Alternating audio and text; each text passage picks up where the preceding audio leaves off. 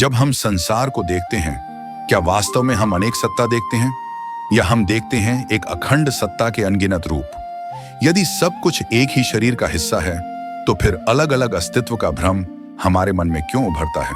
आज का यह वक्तव्य लिया गया है प्रसिद्ध सूफी दार्शनिक सदर उद्दीन अहमद चिश्ती साहिब की अमूल्य कृति कुरान दर्शन दूसरे खंड से, जिसमें उन्होंने वाहिदातुल अजूद की व्याख्या गहन अंतर्दृष्टि और प्रांजलता के साथ की है। वाहिद का अर्थ है एक और अजूद का अर्थ है शरीर।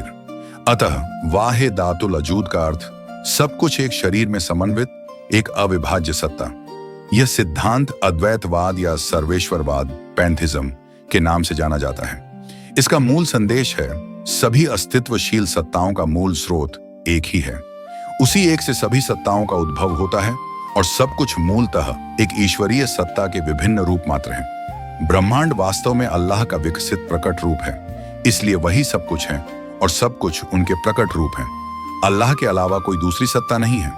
यहाँ सवाल उठता है, यदि सब कुछ अल्लाह का प्रकट रूप है, तो फिर हम अलग अलग अस्तित्व क्यों अनुभव करते हैं? इसका उत्तर देते हैं चिश्ती साहिब 3 स्तरों की संकल्पना में, आहद अल्लाह, सामाद अल्लाह और ला शरीक या निराकार अल्लाह।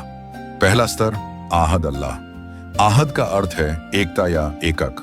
जैसे कई तत्व मिलकर एक समग्र रचना बनाते हैं, उसी प्रकार अल्लाह जीव, जड़ और शक्ति के रूप में बहुरूप में प्रकट है।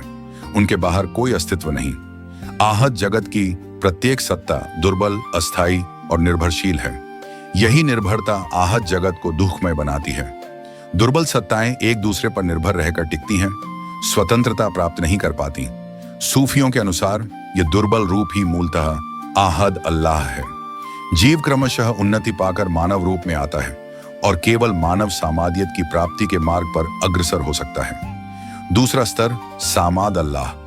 अल्लाह नबी, रसूल, औलिया या आध्यात्मिक गुरु के रूप में मानव देह में अवतरित होकर सृष्टि का मार्गदर्शन करते हैं। सामाद सत्ता स्वतंत्र, मुक्त और निर्भर रहित है। वही सृष्टि का संचालन करती है, स्वर्ग और नर्क के स्वरूप एवं गति का निर्धारण करती है। लेकिन सामाद का गहन अर्थ मानव के भीतर की साधना में निहित है। जब चेतनात्मा साक्षी मन की सभी चिंताओं पर जागृत होती है, तब मन अपनी अहमियत को देखता है। धीरे धीरे वह अहमियत समाप्त हो जाती है। तब मन परम चेतना के प्रकाश में प्रकाशित होता है। इस मिलन को सूफियों ने सामादियत कहा है, जहां मन मानवीय अहंकार से मुक्त परंतु परम चेतना के प्रकाश से आलोकित होता है। इसी अवस्था में मानव और अल्लाह का एकीकृत अनुभव होता है। जो व्यक्ति शरीर और मन के बाहर से उन्हें साक्षी भाव से देखना सीखता है, वह सामाद के प्रकाश में दीप्त होता है।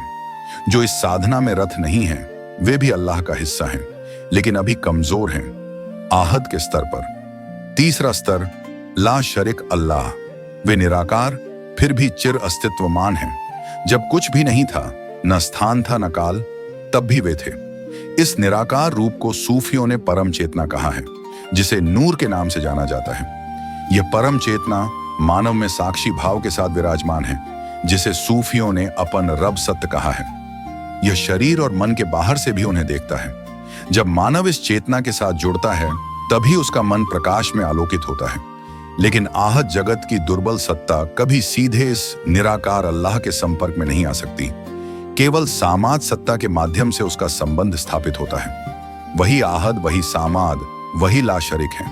3 में 1 और 1 में 3, इस अखंड एकत्व में वे सृष्टि की लीला करते हैं। यह स्पष्ट दर्शाता है कि प्रत्येक स्तर की सत्ता मूलतः परम चेतना की ओर उत्क्रमण करती है। कमजोर आहद से सामाद की शक्ति और सामाद से ला शरीक की परम साक्षी भाव की ओर। इस सिद्धांत का संबंध हम बारुक स्पिनोजा के विचारों से भी जोड़ सकते हैं, जिन्होंने अपनी एथिक्स में लिखा, God is the eminent cause of all things, अर्थात ईश्वर ही सभी चीजों का अंतर्निहित कारण है। जैसे चिश्ती साहिब ने कहा, अल्लाह ही सब कुछ है और सब कुछ अल्लाह ही है, उसी प्रकार स्पिनोजा ने कहा, प्रकृति के प्रत्येक रूप में ईश्वर का भिन्न प्रकट रूप है।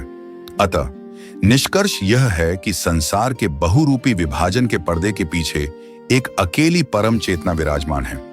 हमारी साधना का लक्ष्य है शरीर और मन की गतिविधियों का साक्षी बनकर उस चेतना को जागृत करना। जब अहंकार नष्ट हो जाता है, तभी मानव सामादियत के प्रकाश में दीप्त होता है और वही प्रकाश उसे लाशरिक के स्वरूप की ओर ले जाता है। वही एक हैं, वही तीन हैं। इसी तीनों के भीतर छिपा है सृष्टि का महान लीला। प्रश्न यह है, क्या हम उस लीला के मौन साक्षी बन पाए हैं या अभी भी भ्रम की परतों में बंधे हैं?